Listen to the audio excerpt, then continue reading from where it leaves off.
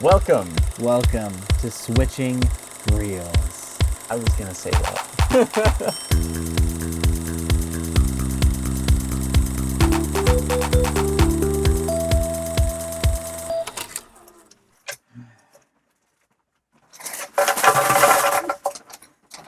Happy Halloween! Welcome to Switching Reels.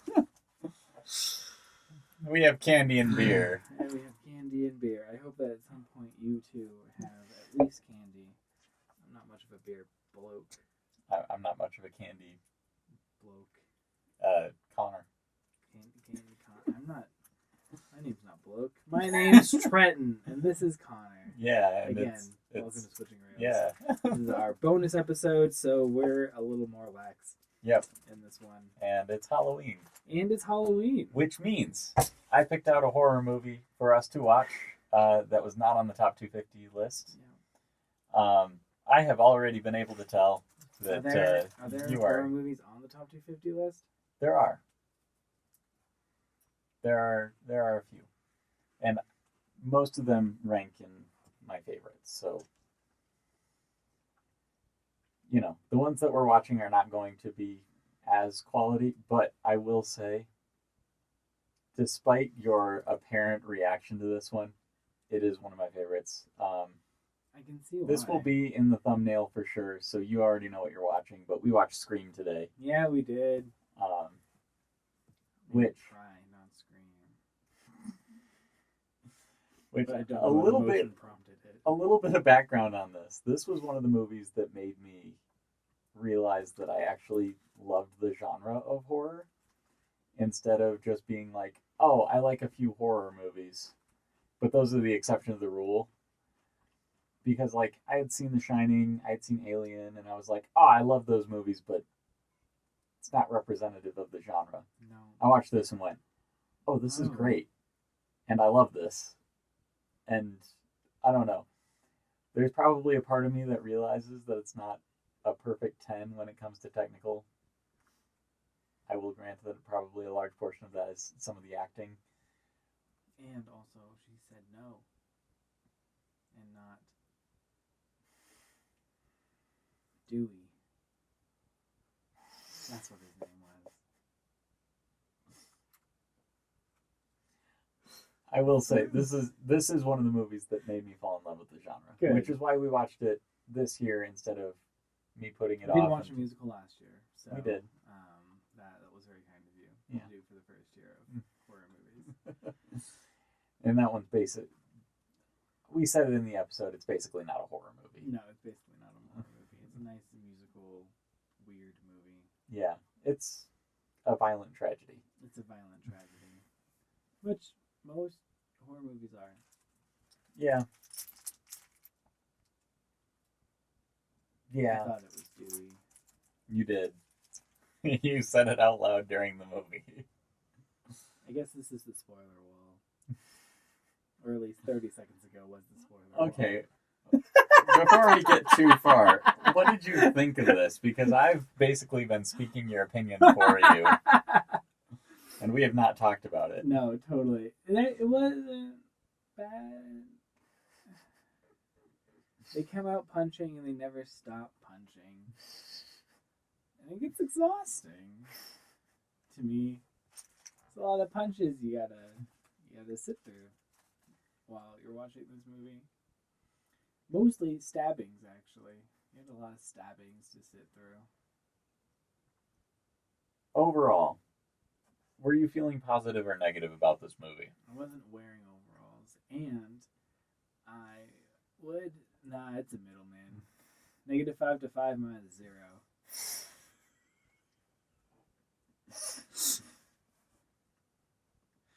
Did I just introduce a new scale so that I could say I'm at 0? Yes. Yes, you did. I will say this one is a strong 9 to a light 5 for me. Nice. On enjoyment. Strong 9 to a light 5. Mm-hmm. You switched scales midway through. No, I didn't. I just didn't use your new one. 9 Yeah. to a light 5? Mm-hmm. I meant light 10. Thank you. Okay, good. Ooh. I was like, I'm pretty Yeah, sure I'm you not- did switch scales halfway through, actually. I'm not that wild. Strong 9, light 5. Yeah, somewhere in there. Enjoyment was probably a 7. Technical was probably a 7. If I'm honest, yeah, technical is not this movie's strong point. Nah, It does a really good job of holding tension, though. it does do a good job of holding tension. I think What it does that does. mean? Okay, so like the initial scene, right? Okay. Where we're watching Drew Barrymore's character. Yeah, Casey. Yeah, Casey on the phone. Yeah. And the tension is continually getting higher and higher, which we paused partway through the sequence, which yeah, that's I will- probably killed it. I will say that is an absolute sin. Yeah. Um, Had to get food, man. Apologies. but that scene is really what solidified in my head, like, oh, I Oh. love these. Fantastic. I don't like being forced to feel things. Like there's forced to feel things like Schindler's List, but that feels more like a compact. Yeah. Where you're like, okay, like this is content that makes me want to feel sad. This one just for like the entire and this is I think less this movie less a genre thing and more this movie thing because it was more deconstruction than and I don't know I'm just talking anymore. But like this town doesn't have murders, and then you have 12 or something insane in a year period. Yeah. I think this is one of those moments where my ability to analyze later, and I can analyze deeply, but we've talked about this before on the podcast, where I don't analyze things while I'm watching them. I analyze them when I'm done. And I think this movie is one of those things that if you're analyzing it while you're watching it, it's going to ruin the movie for you. But if you analyze it when you're done, you're like, it doesn't matter. It was It's a great already time. done. It was a great time. And the things that it wants you to think about are the things you keep thinking about. Yeah. But That's a good point. if you're analyzing it while you're watching it, I can definitely see how like the things that it wants you to think about just kind of get breezed past while you're thinking about the logistics of what's going on. Yeah. So that's fair. Yeah. Also, there's that one kid that's like, I'm going to go check on him. And then he doesn't check on him. I'm going to go check on him? Yeah, check on them. They go upstairs to have sex. Oh, Randy. Yeah. All right, so we're past the we're going now. into we're going into the spoilers now. Thank you all for being here. We appreciate you. Yes. Thank you very much. And happy Halloween. Happy Halloween. Regardless of whether you continue on with us or not. Exactly. Hopefully you do. Like, subscribe. Comment, Tell us what your email us. favorite horror movies are, or other movies, I guess. As Lindsay says, I don't watch that shit.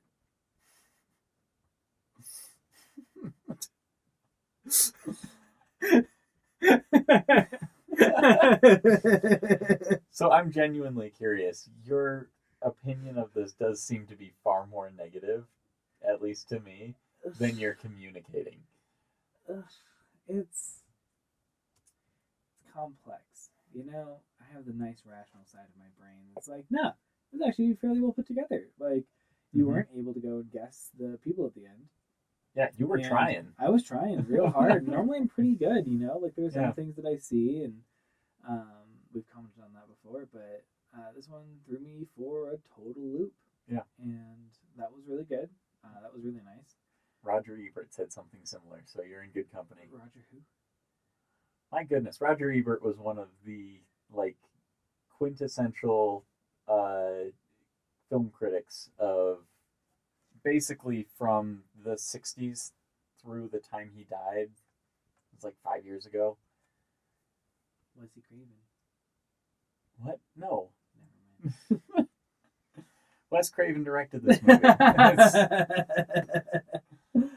And so, like, from the actual, like, if I look at it from the that side, it was a good movie. Like, it wasn't bad. It, had a lot of very interesting, like, you don't see these kinds of things in other movies, stuff in it, because it felt like it could, and then it did. Yeah. So that was really cool and nice. It is mostly just, I don't like forced content. And all of it while I'm watching is like, all of this has to be forced. There's no way for it to not be forced. When you say forced, what do you mean exactly? I mean the feeling of this stuff would not be happening normally, and they don't give me a compelling reason that it is happening now. The lack of motive does break me. But there is a motive. No, there's a motive for one person. Yeah. Maybe. The other one. Maybe. The other one is peer pressure. Stu got peer pressured into it.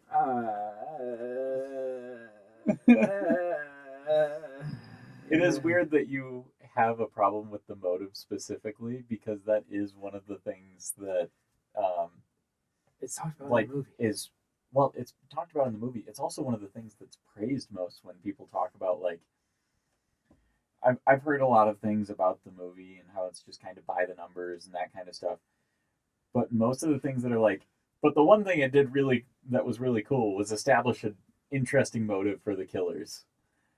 And it's interesting in that, like, it's very extreme. Everything was very extreme. Yeah. The way that everyone dies is very extreme. Yeah. The small motive reaching to many killings is very extreme. All the personalities are very extreme. So your problem with the movie is and its I'm extremity. Exhausted. So tired. I love this movie. Like, it does pump you full of energy if you accept the energy, which I actively did not. Okay, that's fair. that's on me a little bit there. I mean, again, this partially could come from the way that we approach movies, where I am very on board with anything a movie wants to tell me. Exactly. Like, my suspension of disbelief at this point is you can catastrophically high. I'm on board for whatever artistic statement you want to make. Yeah, absolutely. I might disagree with it, but I'm on board with your way of conveying it to me. And it breaks me. As long as you're not trying to force me to think a certain way, then I'm happy. See, it's forced me to feel a certain way, and I'm not happy. Feelings are whatever. There's some ethereal thing that nobody really understands or has a grasp on or proper control over. Connor, are you okay? Oh, I'm great. Okay, good. Good to hear. Love that. Just years and years of repression. Okay, good. Doesn't say depression on the can. That's good. No. This is not a sponsor. This is not a sponsor. Good. So yeah, let's. I guess this would be what I'd say. Okay, so I don't know your background quite well enough to say this, but I would say, at least from what we've watched, this is your first horror movie that would be like true blue horror film.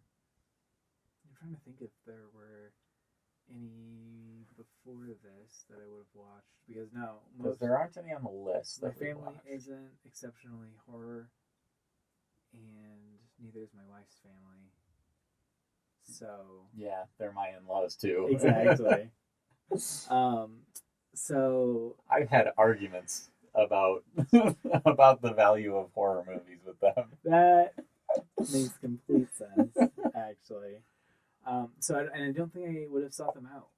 Like, I've had a lot of the, like, gratuitous violence side, because my mom loves that kind of stuff. Yeah. But I don't have a lot of the, like, actual horror side. That actually makes a lot of sense. I've talked to your mom and haven't been able to get, like, a really good read on, like, what makes her love a movie or hate one. And it makes sense that gratuitous violence is something that she really enjoys. A lot of action. Yeah. She wants action. She does not want to feel traumatizing things while watching a movie. She's cool feeling sad things, even like deeply sad things and stuff. Yeah. That's probably where I got it from. Yeah. I don't like seeing sad things on movies. So, okay, this is going to be a complete aside and has nothing to do with the movie directly. But this has been a new thing that I've been really interested in. And it's the reason that we as a society, as people, enjoy things like horror movies. And it's the idea of being scared without actually having any danger. Yeah, there's no danger here, which is nice. There's something about it that is just so exhilarating, and I love it. And it's why I love roller coasters. It's why I love movies like this. It's why I love scary books. If I want that kind of exhilaration, I'll go find a crisis to fix. There's danger in a crisis. I know. By nature of it being a crisis. It's got to be here. It can't be safe. It has to be consequences. That's not fun. Yeah, it is. No, it's not. Yes, it's terrifying. It's so fun. The consequences of your actions are very nice to have. There is also a theory out there that I find interesting, although I don't know how much I subscribe to it necessarily, and it's the idea that scary things allow us to interact with essentially the primal side of fear without having to deal with the consequences, so that we can know when something that is scary that has consequences comes along, how to deal with it. Yeah, that makes sense. And I like that idea. I just don't necessarily know how much I agree with it, because like I watch something like this, I'm like, there's a very, very, very low chance that I'm ever going to be in a situation anything like the plot of Scream. Yes. Especially now that I'm out of high school. In most horror movies, is the killer people as physically incompetent as the ones in this movie? I would say most of the time, no. Yeah, okay. I just wanted to make sure. That felt like it was them playing off like very, very high. This one definitely is, it's a horror comedy that leans to the horror side. And that was actually something that when Wes Craven was given this script, they told him, hey, we'd like you to direct this. And he's like, okay, but it's going to be a scary movie first, and it'll be a comedy second. Like, I'm not making a comedy with some scary elements. Yeah. So yeah, I mean, this toes the line for sure. That makes total sense. So things like the dude getting hit in the head with a freezer, that was like, really funny. That's great. And I do actually think that the juxtaposition of feelings was really nice to have. Like, it was nice to have a couple breathing moments of, oh, okay, that was kind of funny. And then, but the sad part was you were just looking forward. I think the biggest laugh that movie got out of you was when she threw the beer bottle at him. Yes. And it hit him in the stomach. It was really good. The upsetting thing is that my brain is still thinking forward onto what's going to happen next, and so like I'm immediately juxtaposed with, "Aw, she's gonna die." Yeah, my brain doesn't work that way. I'm like, ha! She got hit. And then the next scene I can go, oh no! She's gonna die! Yeah. I mean, this movie is... Honestly, I didn't think about talking about this when I suggested it. Yeah. Because it is a very difficult movie to talk about. Because there's a lot going on, but also it's like a lot of small things going on. Exactly. You know, it's not like there's any big overarching theme that we can kind of dissect, or, you know, characters that work a certain way that we can dissect. You really don't like the boyfriend. Which one? The Yeah, he's kind of a scumbag. Yeah, he is. I'm thinking about it more now, and it's making me dislike him more. The whole like, oh, you've been different since your mom passed away. But I will say, like, the way that this movie specifically treats PTSD yeah, is kind of messed up. Like, as much as I love this film and everything about it, like, there are a few lines that make me just cringe and just go like, when Sydney says, like, I guess I've gotten kind of carried away with the PTSD thing, I'm like, what? What You do can't mean? say that. How does that even make sense? You've been gaslit by this man who's gonna kill you. I don't necessarily think that she's been gaslit because, okay, so the way he talks, he's very forthcoming with the idea that he's not putting any pressure on her. And, like, at least on that point, I appreciate it. But also, like, you can definitely tell, like, there's some underlying, like, desire there that he's, again, he's not forcing anything, but he is pushing a little bit. Mm-hmm. Yeah, it's, I don't know. It's weird. I don't like him. I don't like him at all. I don't like him. And I won't defend him as a person at all. But yeah, I think specifically the way some of that has been, or specifically the way PTSD was handled.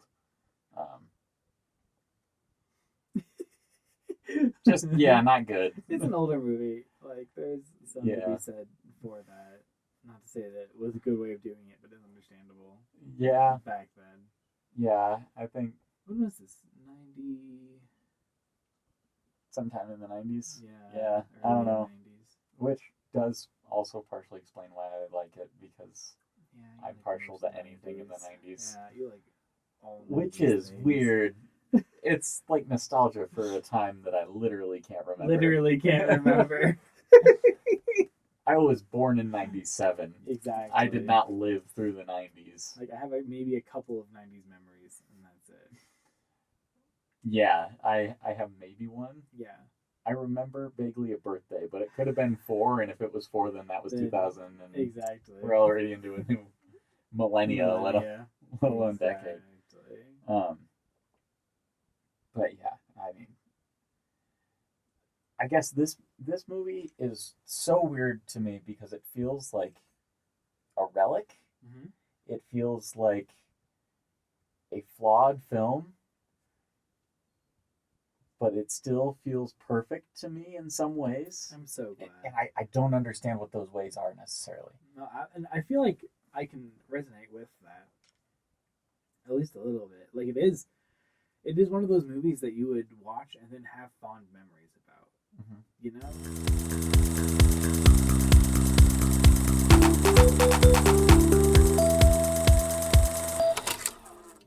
Hi, and welcome back to Switching Reels. Our camera died. Yo. But we're still recording. So we're going to try to get whatever Two batteries. Yeah. We're going to try to get whatever was on the last reel. And work it into this one. Don't worry, it'll still be as ridiculously off the cuff and unscripted as we usually are. There's no reason it shouldn't be, as this is the same night. Yeah. Anyway. Good How's times. it going, Trenton? We were talking behind the spoiler wall about Scream. Nice. Yeah. That's perfect. Yeah. So, I am now drawing a blank. We'll get here in a second. You're going to have just some fun stuff to cut for Okay. a little bit here. My apologies. I won't cut it. All right. So, we've been talking about just generally how this is like the archetype of a good horror movie. Oh, yeah. Yeah, I do think that this is essentially a perfect horror film. By that you mean like it hits all of the it beats hits of a horror film. Yeah, it hits all of the beats of a horror film. There's nothing that's extraneous at all. So essentially, like with this movie, there is no B plot at all. There's nothing. It's a horror movie through and through. Right. And every single scene is feeding into this sort of overarching idea of this is the horror film that we're trying to create. Yeah. There's nothing else in it. No. But I also don't feel like it leaves anything out that makes a good horror film a good horror film. Totally.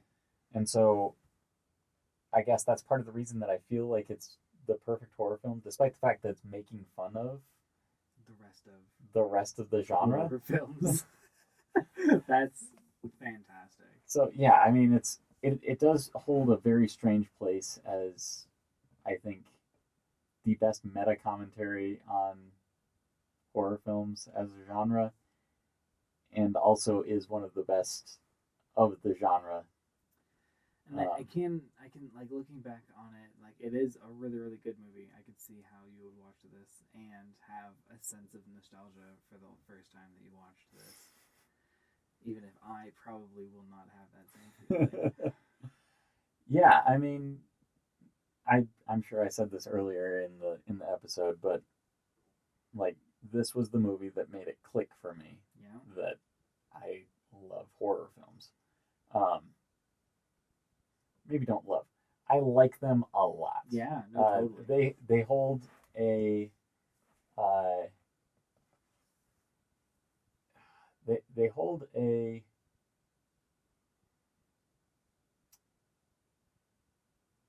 I'm forgetting the term. I was gonna go near and dear. No, a fire, an entrail, a knife. They don't hold a knife. They don't hold a knife. I mean, some of them do. The movies. Yes, the movie. Some of the movies hold a knife. Ah. Sounds dangerous, Connor.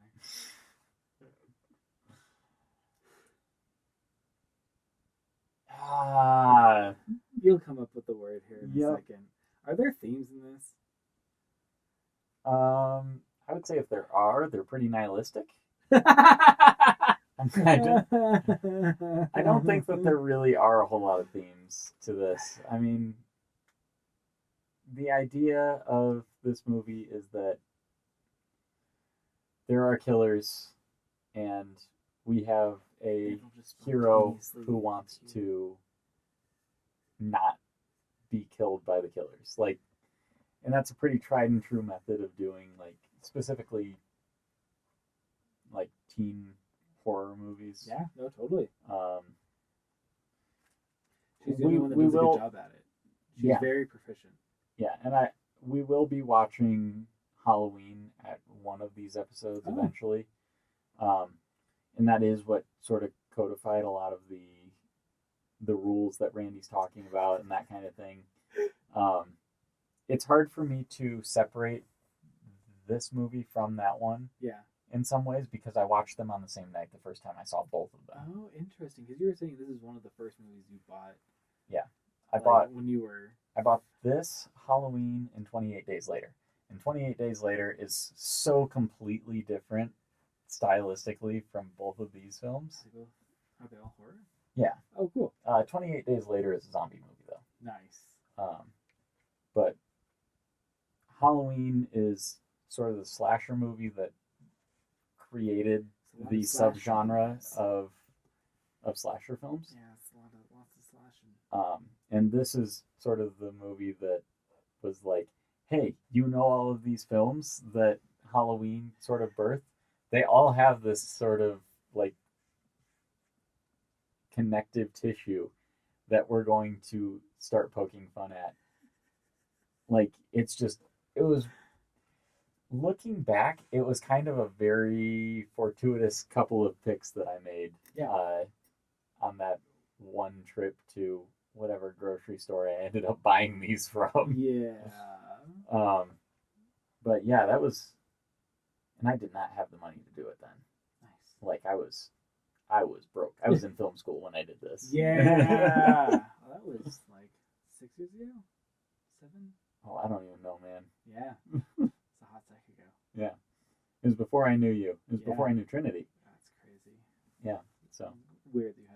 before that. You're telling me, like,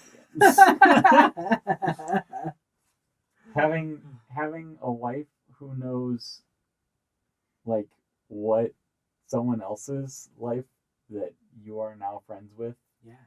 was like before you came along Isn't that weird? for years and years. Yeah, I like knew Trinity for when she was like small.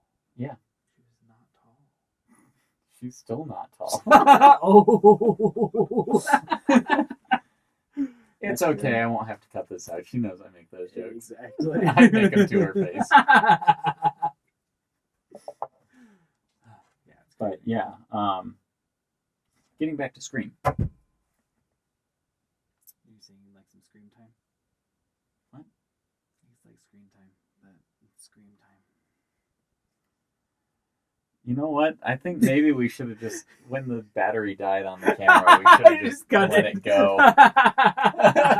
Just kept on doing the podcast part. We'll just do what we did for, what was that movie?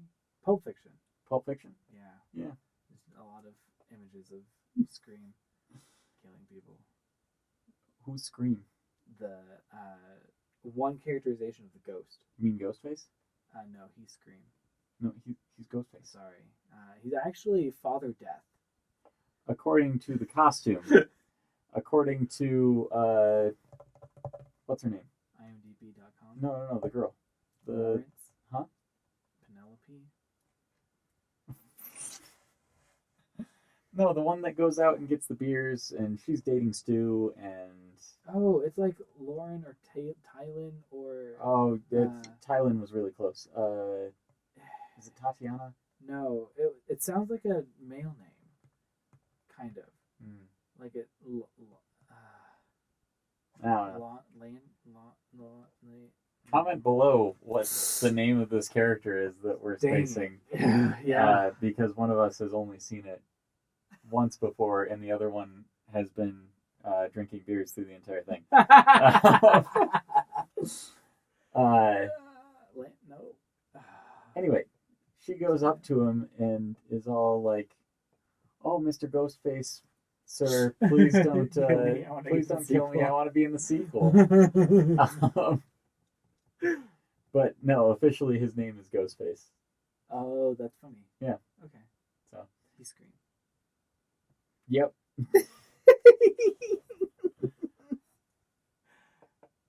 What was I saying about Landon? No. What was I saying about Ghostface? I don't know what you're saying about Ghostface. We said that this was going to be looser, but I didn't realize how much looser. It's very... All of our bonus episodes are substantially looser. That's how they go. The Christmas one I remember being Because just... we love life. Oh. The Christmas one I just remember being so infuriated at that I couldn't... It's really fun to watch, though. No, it wasn't. Yeah, it is. Don't watch that movie. No, don't watch the movie. Watch our episode, though. I mean, if you want. What is her name? Tandoor. Chicken. No, not tandoori chicken. Oh. Talmadge. Nope. No, it sounded kind of close, though. We'll look it up afterwards. Yeah. What's the next holiday that we're watching a movie for? I think it's Christmas. It's Christmas. Yeah, there aren't a whole lot of Thanksgiving movies. Yeah, not a ton. And honestly, most of them would be kind of middle of the road, so we wouldn't have a lot to say about them, and also we wouldn't be furious at them. Yeah, that's true. So We I have look to have forward.